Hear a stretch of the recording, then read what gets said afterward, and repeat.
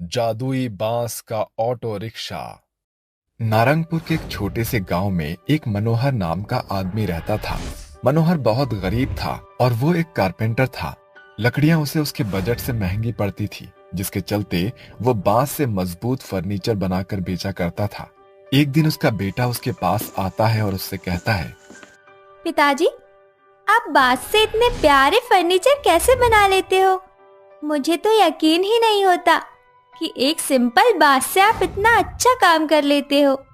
अरे बेटा, यही तो कलाकारी है। तुम्हें पता है ये बांस बहुत मजबूत होता है, लेकिन कोई भी बांस से बना हुआ कुछ भी सामान पसंद नहीं करता। मेरा सामान बहुत ही कम बिक पाता है। पिताजी, आप ही ने तो कहा था मेहनत करने वाले कभी हारते नहीं। इसीलिए आप भी मेहनत कीजिए और फल की चिंता मत कीजिए। अपने बेटे की बात सुनकर मनोहर को और हौसला मिल जाता है, जिसके बाद वो बांस से काफी चीजें बनाना शुरू कर देता है। गांव के बहुत ही कम लोग उससे बांस के बने हुए सामान खरीदते।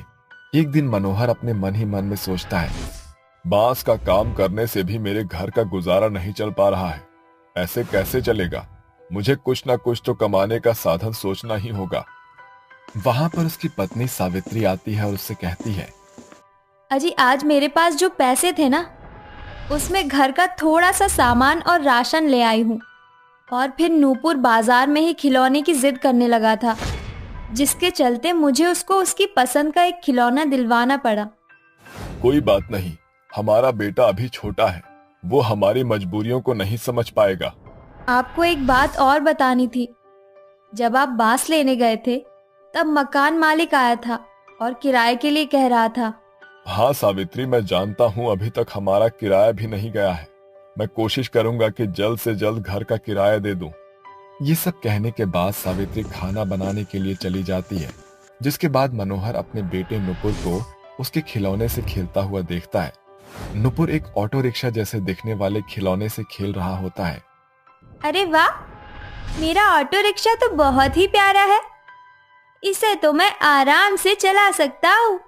अरे वाह, इस ऑटो रिक्शा को देखकर तो मुझे एक सुझाव आया है।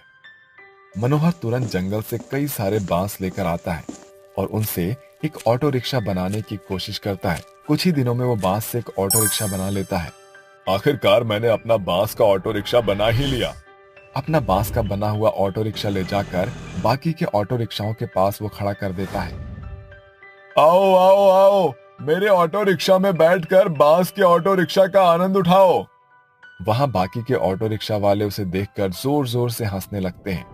क्यों मनोहर भाई, अरे तुम्हें तुम्हारा काम साज नहीं रहा क्या, जो ऑटो रिक्शा चलाने के लिए यहाँ पर आ गए हैं? अरे ये सब छोड़ो, जरा इसके ऑटो रिक्शा को तो देखो। अरे ये तो एक बांस से बना हुआ है। मैं जानता हूँ मेरा ऑटो रिक्शा बांस से बना हुआ है, लेकिन मेरा ऑटो रिक्शा तुम्हारे ऑटो रिक्शा से बहुत मजबूत है। यहाँ तक कि इसे चलाने के लिए मुझे पेट्रोल का भी खर्चा नहीं लगता है। मनोहर की बातें सुनने के बाद वहां खड़े सभी ऑटो रिक्शा वाले उस पर हंसने लगते हैं। देखते ही देखते सुबह से शाम हो जाती है, लेकिन कोई भी मनोहर की ऑटो रिक्शा में बैठने नहीं आता। हे भगवान, अब मैं क्या करूं? एक तो मैंने अपने सारे बांस इस ऑटो रिक्शा को बनाने में ही लगा दिए, ऊपर से अब मेरे ऑटो रिक्शा में कोई बैठ भी नहीं रहा। ऐसे ही मनोहर को एक दो दिन और गुजर जाते हैं। उसके ऑटो रिक्शा में कोई नहीं बैठता। तभी एक दिन एक पंडित वहां खड़े ऑटो रिक्शा वालों को कहते हैं, अरे अरे तुम लोग जरा मुझे मंदिर तक छोड़ आओगे क्या? अरे पंडित, शर्म नहीं आती तुझे? फ्री की सेवा उठाने के लिए हम लोगों के पास चला आता है। तुझे नहीं पता हम कितनी मेहनत से पैसा कमाते हैं? अरे भाई, मेरे पास तो इतना समय ही नहीं है कि मैं फ्री की सेवा वाले को अपनी ऑटो में बिठाऊं। पंडित जी, आप एक काम कीजिए, मेरे ऑटो रिक्शा में बैठ जाइए। मैं आपसे कोई पैसे नहीं लूंगा और आपको सही सलामत आपके मंदिर तक पहुंचा दूंगा। वैसे भी मेरे ऑटो रिक्शा में कोई बैठा ही नहीं है। मनोहर उसे अपने ऑटो रिक्शा में बैठा लेता है, जिसके बाद वो उसे मंदिर पर ले जाकर छोड़ देता है। मंदिर के अंदर जाने से पहले पंडित मनोहर के सर पर हाथ रखकर उससे कहता है, तुम बहुत अच्छे हो और लोगों का भला सोचते हो। तुम्हारे संकट बहुत ही जल्द हमेशा के लिए दूर हो जाएंगे बेटा। उसके इतना कहते ही उसके हाथ से रोशनी निकलती है, जिसके बाद वो मंदिर के अंदर चला जाता है। वहीं दूसरी तरफ मनोहर जब वापस जाने के लिए अपना ऑटो रिक्शा चलाता है तो वो मिनट से पहले वापस अपनी जगह पहुंच जाता है। अरे वाह, ये कैसे हुआ? मैंने तो बस एक ही जगह पर इसकी कल्पना की थी और मैं ऑटो में बैठते हुए यहाँ पहुंच भी गया। ये पंडित जी का कोई चमत्कार तो नहीं। उस दिन के बाद से मनोहर किसी भी जगह जाने के बारे में सोचता और ऑटो के अंदर बैठ जाता। ऑटो 1 मिनट से पहले उस जगह पर पहुंच जाता, जिसके चलते अब वो अपने गांव के कई लोगों को अपने ऑटो पर बैठाता है और उन्हें 1 मिनट से पहले ही उनकी जगह पर पहुंचा देता है। अरे आओ आओ और मेरी चमत्कारी जादुई ऑटो में बैठो। अरे 1 मिनट में सोचोगे और दूसरी मिनट में वहां पहुंच जाओगे। ऐसा ऑटो तुमने कभी नहीं देखा होगा। आओ आओ। अरे बेटा, मुझे दूसरे गांव में जाना है। क्या तुम मुझे दूसरे गांव में पहुंचा दोगे? अरे हाँ हाँ दादी माँ, क्यों नहीं, आपको तो मैं 200 की स्पीड में पहुंचाऊंगा। ये कहकर मनोहर अपने जादुई बांस के ऑटो में कल्याणी को बैठाता है, जिसके बाद वो ऑटो रिक्शा में बैठकर दूसरे गांव के बारे में सोचता है और 1 मिनट से पहले ही वहां पहुंच जाता है। इतनी फास्ट स्पीड देखकर कल्याणी उसको 100 रुपए का नोट दे देती है। अरे भाई साहब, जरा थोड़ी देर के लिए मेरा यहाँ इंतजार कर लो, क्योंकि मुझे एक गर्भवती औरत की डिलीवरी करवाना है। मैं एक दाई माँ हूँ, मुझे वापस भी घर जाना है। तुम्हारी इस फास्ट स्पीड की वजह से मैं जल्दी वापस जा सकती हूँ। ठीक है दादी माँ, मैं आपका इंतजार करता हूँ, आप जाइए। कल्याणी एक घर में जाती है। वहाँ वो एक औरत का बच्चा पैदा करवाती है। कुछ ही देर में बच्चे की किलकारियों की आवाज आने लगती है, जिसके बाद कल्याणी एक बच्चे को गोद में लिए और उस औरत के पति से कहती है, अरे मुबारक हो सबको, बेटा हुआ है। खबर सुनकर लोग बहुत खुश होते हैं और मनोहर को भी बहुत अच्छा लगता है। जिसके बाद मनोहर कल्याणी को वापस अपने जादुई बांस के ऑटो रिक्शा में बिठाकर उसे अपने गांव ले आता है। उस दिन से मनोहर हर गरीब और बेसहारा लोगों की मदद करता है और उन्हें फ्री में यहाँ से वहाँ छोड़ देता है। अब गांव के सभी लोग मनोहर के ऑटो रिक्शा में बैठना पसंद करते हैं, जिसके चलते उसके दुख भरे दिन हमेशा के लिए खत्म हो जाते हैं और वो अपने परिवार के साथ खुशी खुशी रहने लगता है। जादुई सोने का बांस घर। माँ, आप अपना ख्याल रखना, मैं बांस की लकड़ी लेने जंगल जा रही हूँ। ये बोलकर 12 वर्षीय सलोनी आरी लिए जंगल की ओर अग्रसर हो जाती है, जहाँ एक बुढ़िया बैठी होती है। ये लो बूढ़ी अम्मा, मैं तुम्हारे लिए रोटी ले आई। सलोनी, तुम्हें स्मरण था? अरे बूढ़ी अम्मा, भूलती कैसे? पिछले 6 माह से आपसे मेल मिलाप जो बढ़ गया। वैसे भी मेरी माँ कहती है कि किसी की भूख मिटाने से बड़ा पुण्य प्राप्त होता है। तुम्हारी माँ ने तुम्हें सुनहरी सीख दी है सलोनी। वैसे तुम्हारी माँ के रहते तुम इस बांस के जंगल में क्यों आती हो? इतने बचकानेपन में बांस का बोझा उठाकर तुम्हारे कंधे नहीं थकते। हाँ बूढ़ी अम्मा, मगर मेरे सिवा माँ का है कौन? माँ महीनों से बीमार है। ऐसे में मैं रोजाना इस जंगल से बांस काटकर बांस की टोकरी बर्तन बनाकर बाजार में बेचती हूँ। उसी से हम बेबस माँ बेटी का गुजर बसर चलता है। कुछ देर बाद बूढ़ी अम्मा, आपसे बतियाते हुए मैंने बांस काट भी लिया और गठरी भी बांध ली। अब मैं चलती हूँ। सलोनी बांस की गठरियों का बोझा उठाए घर आकर देर दोपहरी धूप में टोकरी बर्तन बनाकर उन्हें बेचने बाजार जाती है। रात को राशन पानी लेकर घर आती है। समय ऐसे ही गुजरता है। अगली सुबह, ये लो बूढ़ी अम्मा, आज मैं आपके लिए बाजरे की रोटी लाई हूँ, साथ में लहसुन की चटपटी चटनी भी है। बुढ़िया सलोनी के हाथ का बनाया खाना खाकर उसका बखान करते हुए कहती है, अरे वाह सलोनी, तुमने तो सयानों को भी पीछे पछाड़ दिया। खाना बनाने में एकदम नपा तुला हाथ है तुम्हारा। शुक्रिया बूढ़ी अम्मा, मैं चलती हूँ। ऐसे ही कई दिन गुजर जाते हैं। एक रात बब्बन उनके दरवाजे पर दस्तक देता है। अरे ओ मरियल माँ की बेटी, कहाँ मर गई? सामने आ। बब्बन चाचा, आप? अरे छोकरिया, जाकर अपनी अम्मा को बुला। मैं बच्ची से बात नहीं करता। ममता बिस्तर से उठकर बाहर आती है। अरे आज मैं तेरी मरियल हाव भाव पर तरस नहीं खाने वाला। पिछले 6 महीने से माँ बेटी मुफ्त में मेरे घर में रह रही हो। भाड़ा क्या तुम्हारा बाप भरेगा? काका, मैं चुकाऊंगी आपका भाड़ा। नादान चुकरिया, तू चुकाएगी भाड़ा। बीते भर की है नहीं, आई बड़ी। मैं तुम दोनों माँ बेटी को अब और बर्दाश्त नहीं करूंगा। अपना झोला झमेला उठाओ और चलती बनो यहाँ से। मगर इतनी देर रात हम कहाँ जाएंगी? अरे कहीं भी डावाडोल हो, बब्बन को बख्श दो। ये बोलकर बब्बन उस माँ बेटी को घर से निकाल बाहर कर देता है। दोनों बांस के जंगल की ओर बढ़ने लगती हैं। तभी मौसम का रुख बदलता है। हे ईश्वर, इस दुनिया की भी अपनी गति अभी पकड़नी थी। बिटिया जल्दी से पाँव बढ़ा, बरसात होने के आसार है। दोनों माँ बेटी बांस के जंगल की ओर बढ़ने लगती हैं। तभी रास्ते के बीचों बीच सलोनी को वही बुढ़िया मिलती है जो सलोनी को टोकते हुए बोलती है, अरे सलोनी, इतनी देर रात तुम इस बांस के जंगल में? बूढ़ी अम्मा, हम दोनों माँ बेटी बेघर हो गए हैं। इस बांस के जंगल के सिवा दूजा कोई आसरा नहीं बचा। किसी बड़े बांस के पेड़ के नीचे रात काट लेंगी। उसकी जरूरत नहीं है सलोनी, आओ मेरे साथ। दोनों माँ बेटी बुढ़िया के साथ बांस जंगल के पेड़ों के पथ को पार करके एक चौरस स्थान पर आती हैं। बूढ़ी अम्मा, ये तुम हमें बांस जंगल के बीचों बीच क्यों लाई हो? सलोनी, मैं यहाँ तुम्हारे लिए एक सुनहरा बांस घर बनाने वाली हूँ। अम्मा, हम कुछ समझे नहीं।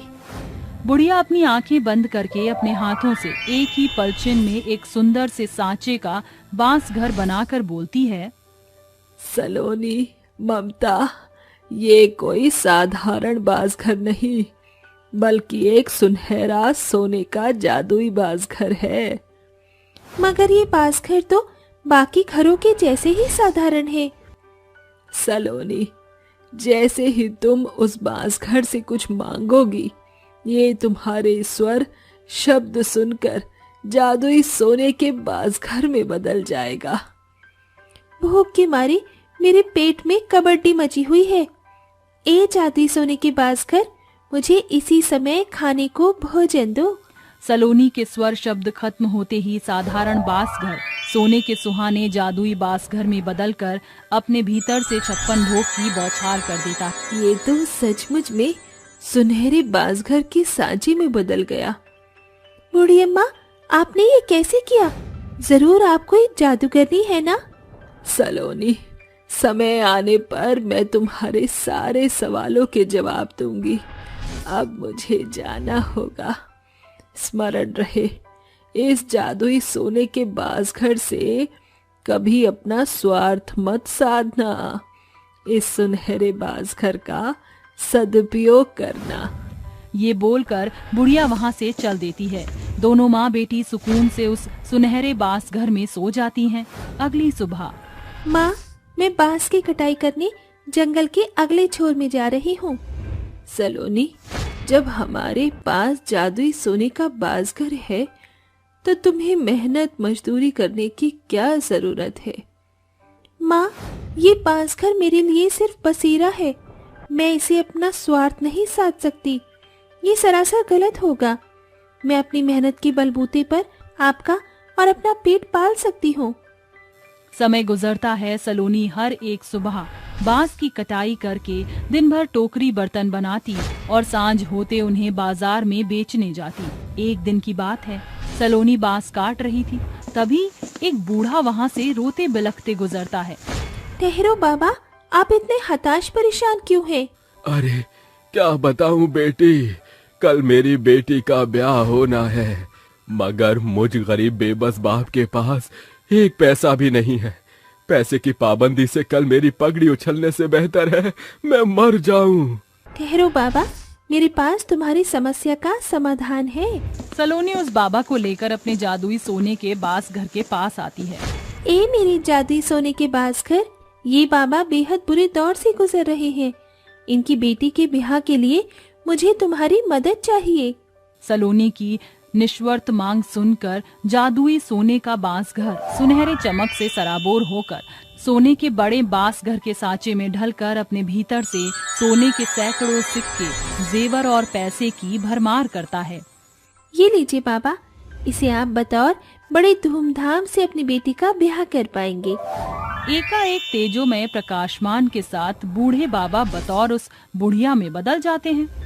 अरे बूढ़ी अम्मा, तुम?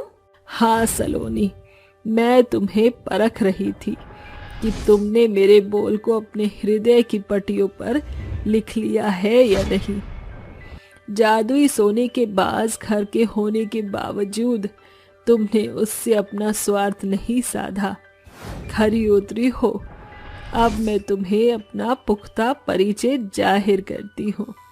ये बोलकर बुढ़िया एक जादुई परी में बदल जाती है। सर पर सुनहरा ताज, हाथों में जादुई छड़ी, ये पहरावा तो परी का होता है। तुमने सही पहचाना, मैं एक जादुई परी रानी हूँ जो एक तपस्वी के श्राप से इस बांस जंगल में बंधक बन गई थी। जानना नहीं चाहोगी कैसे? हाँ तो सुनो। परी, आज तुम पूरे 18 बरस की हो चुकी हो। यही समय है जब परी की बेटी को परिलोक की परिरानी का पद प्राप्त होता है। आज से तुम परियों की रानी, मगर तुम्हें अपनी शक्तियों के साथ संसार का भ्रमण करना होगा। परी अपने लोक को पार करके संसार में आती है। अरे ये बांस वृक्ष का जंगल तो बड़ा रोचक है, क्यों ना मैं यहाँ अपनी शक्तियाँ साधूं? परी अपनी जादुई छड़ी से बांस जंगल में कभी पथराव करती तो कभी मेह की फुहार बरसाती और अंत में आग से जंगल को जला दिया। तभी एक तपस्वी उसके सामने आ खड़ा होता है। घोर अनर्थ, तुम्हारे साथ उल्टा ने मेरी सदियों की तपस्या को भंग कर दिया। बाबा, मुझे नहीं स्मरण था कि आप यहाँ साधना में लिप्त हैं। मैं अभी इस अग्नि को बुझा देती हूँ। अगले ही पल परी उस आग को बुझा देती है। इसका अभी कोई तात्पर्य नहीं है। मैं तुम्हें श्राप देता हूँ परी कि जिस शक्ति से तुमने मेरी सालों की तपस्या को भंग किया, तुम इसी पल छिन एक बुढ़िया बनकर इस बांस जंगल में बंधक बन जाओगी और जब तक कोई नेक दिल यहाँ नहीं आएगा तुम यहीं रहोगी। और मैं बतौर बुढ़िया बनकर इस बांस जंगल में बंधक बनकर रहने लगी, मगर तुम वो नेक दिल निकली और तुम्हारे हाथों का आहार मेरा हथियार बन गया। मेरी शक्तियां लौटने लगी और आज मैं इस बांस जंगल से रिहा हो रही हूँ।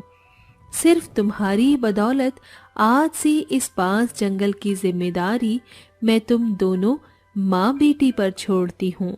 ये बोलकर परी गायब हो जाती है और दोनों माँ बेटी उस जादुई सोने के बांस घर में बसेरा बनाकर भावी भविष्य में बेबस बेसहारा लोगों की मदद किया करती।